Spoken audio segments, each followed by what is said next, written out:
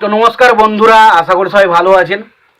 তো বন্ধুরা, এখন যে ছবিটার বিষয়ে কথা বলবো সেই ছবিটার নাম হলো চোরে চোরে মাসতুতো ভাই, যেখানে আমরা লিড চরিত্রে দেখেছিলাম মিঠুন চক্রবর্তী, চিরঞ্জিত চক্রবর্তী, তার পাশাপাশি যিশু সেনগুপ্ত, কোয়েল মল্লিক ও দীপঙ্কর দে সহ আরও অন্যরা ছিল ছবির মধ্যে। তো ছবিটার গল্পটা যদি ছোট্ট করে বলি, তো দেখুন, চিরঞ্জিত এবং মিঠুনের ক্যারেক্টার হচ্ছে এরা দুজন চোর এবং তাদেরকে কেন্দ্র করে ছবিটা তৈরি করা হয়েছে। এবং পাশাপাশি আমরা যেটা দেখতে পাই যে 25 কোটি টাকার একটা হিরে মানে কোয়েল মল্লিকের বাবার ট্যাক্সিতে রাখা হয় এবং কোয়েল মল্লিকের বাবার ট্যাক্সিতে রাখা হয় এবং সেই সময় কোয়েল মল্লিকের বাবাকে একটা খুনের দায়ে পুলিশ জেলে ধরে নিয়ে যায় এবং সেই সময় ওই যে 25 কোটি টাকার হিরে সেটা কোথায় রয়েছে, কীভাবে রয়েছে, সেইটা নিয়ে সিনেমার মেন বিষয়বস্তু। এর থেকে বেশি কিছু জানতে গেলে সিনেমাটা দেখতে হবে। তো সিনেমাটার গল্পটা একদমই ঝুল, খুব একটা আহামরি গল্পটা কিছু নেই। তবে ছবির মধ্যে বেশ কিছু ভালো দিক রয়েছে। ভালো দিক যেগুলো হচ্ছে সেটা হচ্ছে মিঠুন চক্রবর্তী এবং চিরঞ্জিতের যে বন্ডিংটা ছবির মধ্যে দেখানো হচ্ছে সেটা খুব ভালো এবং ছবিটার মধ্যে তাদের মধ্যে বন্ধুত্বটা বা বন্ডিংটা দারুণভাবে ছবির মধ্যে ফুটে ওঠে। এটা খুব ভালো দিক ছিল। দ্বিতীয় হচ্ছে মিঠুন চক্রবর্তীর কমেডি টাইমিং মানে অসাধারণ। মিঠুন চক্রবর্তী যখনই কোনো মেয়ে দেখছে তখন তার ক্যারেক্টারটা একটু অন্যরকম দেওয়া হচ্ছে, একটু অন্য টাইপের। যখন কোনো মেয়ে দেখছে সে দেখা হয়েছিল এরকম করে, মানে সেই জায়গাটা খুব ভালো।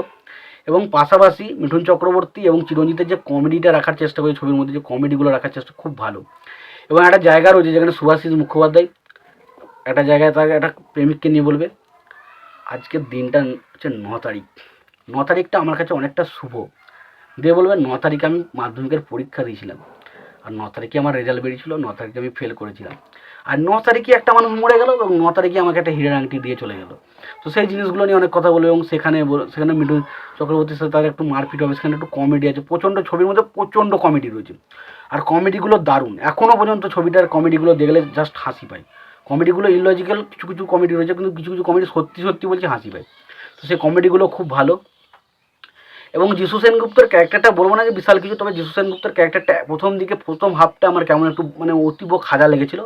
বাট কিছু কিছু ক্যারেক্টারের পর কিন্তু যখন আমরা যিশু সেনগুপ্তর সম্বন্ধে কিছু জানতে পারি, কিন্তু যিশু সেনগুপ্তের ক্যারেক্টারটা আমার ভালো লাগতে শুরু করে।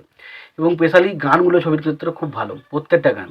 প্রথমে যে আমরা দুজন চোরে চোরে মাছ তুতো ভাই, চোরে চোরে মাছ তুতো ভাই, বা গোল গোল গোল একই গন্ডগোল। তো এই গানটাতে বলি, এই গানটা যখন হচ্ছে তখন সেই মুহূর্তে জিদ্দার ক্যামিও কিন্তু এই গানটাতে আমরা দেখতে পাই। তো এটা কিন্তু একটা দারুণ পাওনা, যেখানে মিঠুন চক্রবর্তী, চিরঞ্জিত এবং জিৎ একসঙ্গে একটা ছবির মধ্যে আমরা দেখতে পেয়েছিলাম। তো ডেফিনেটলি এটা একটা বিরাট, আমাদের কাছে একটা বিরাট মজাদার বিষয় এবং বিরাট একটা আইকনিক বিষয়বস্তু ছিল এটা।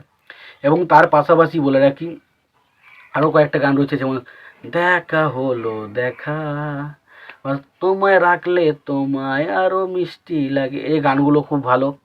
এবং পাশাপাশি দীপঙ্করদের ক্যারেক্টারটা বলতেই হবে। দীপঙ্কর দেয় কিন্তু মানে বিগত কয়েকটা বাংলা ছবি এমন ছিল যেগুলো ছবিতে দীপঙ্করের ক্যারেক্টার কিন্তু ভিলেনের ক্যারেক্টার হিসেবে দীপঙ্করকে রীতিমতো কিন্তু খুব ভালো লাগতো এবং দীপঙ্করের একটা সংলাপ থাকতো, সেই সংলাপগুলো অসাধারণ লাগে।